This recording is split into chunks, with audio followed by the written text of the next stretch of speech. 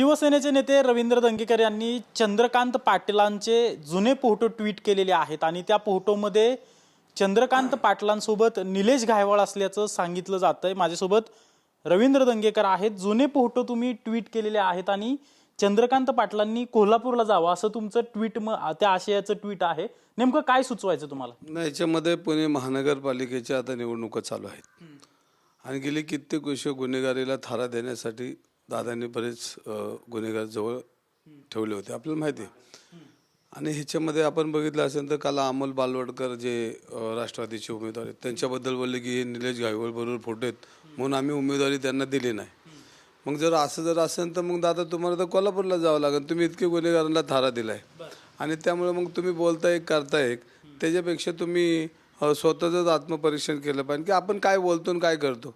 आणि हे जर अशा पद्धतीने राजकारण करत असणार, तुम्ही जे फोटो ट्विट केलेले आहेत त्यात नेमकं चंद्रकांत पाटील दिसतात, आणखी कोण कोण आहे त्या फोटोमध्ये आणि कधीचे फोटो आहेत काय माहिती नाही? नाही कायम ते त्यांच्याबरोबर असतात, सगळे गुन्हेगारी पार्श्वभूमी असलेले दादांबरोबर हे सगळे बाकीचे टोळ्यांचे जे फोटो काल टाकलेत ते सगळेच ही लोक दादांबरोबर वर्षानुवर्ष काम करताना दिसतात। दादा ज्यावेळेला पुण्यामध्ये निवडणूक लढवली तर ही सगळ्यांचा सारा घेऊनच त्यांनी ह्या पद्धतीनं राजकारण केलं। आज तुम्ही अमोल बालवडकर जो कुठल्याही पक्षात तो कार्यकर्ता आहे आणि त्याला जर अशा पद्धतीने तुम्ही बोलत असेल तर मग तुम्हाला तर कोल्हापूरला जावं लागेल। तुम्ही तर ही सुरुवात केलेली आहे आणि पुणेकरांना माहिती आहे आणि मग तुम्ही राजकारण करताना तुम्ही सुईचं राजकारण, मग त्या गुन्हेगारांबरोबर फोटो म्हणून आम्ही उमेदवार, पण त्या गुन्हेगारांचा फायदा तुम्ही घेऊन विधानसभा लढवल्यात ना।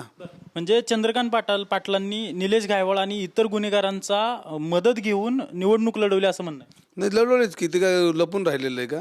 मग जर अशा वेळेला तुम्ही अमोल बालवडकर जे कार्यकर्ते नगरसेवक होता कार्यकर्ता, मग त्याच्याबद्दल तुम्ही असं वक्तव्य करता तर मग तुम्हाला गाव कोल्हापूरला जावं लागेल। इतकं तुम्ही चुकीचं काम पुण्यामध्ये केले, गुन्हेगारी पोसायचं काम केलं आणि हे काही लपून राहिलेलं नाही।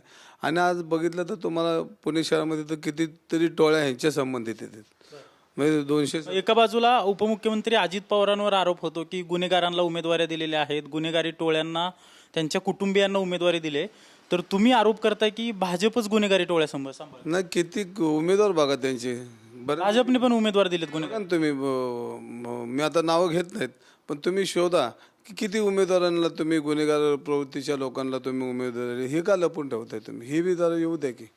आणि मग अशा वेळेला जर या पुण्याच्या राजकारणामध्ये छत्रपतींच्या पुण्यामध्ये जर तुम्ही गुन्हेगारी पोचणार असेल तर सर्वसामान्य नागरिक जगणार कसा?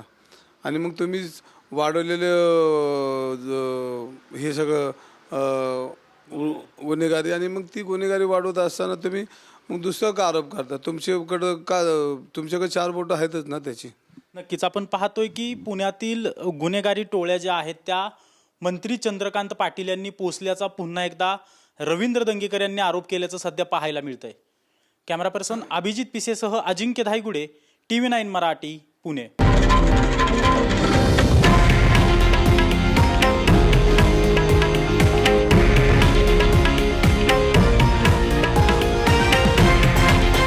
हे आहे देशातील नंबर 1 न्यूज नेटवर्क आणि आपण पाहत आहात TV9 मराठी, एकमेव।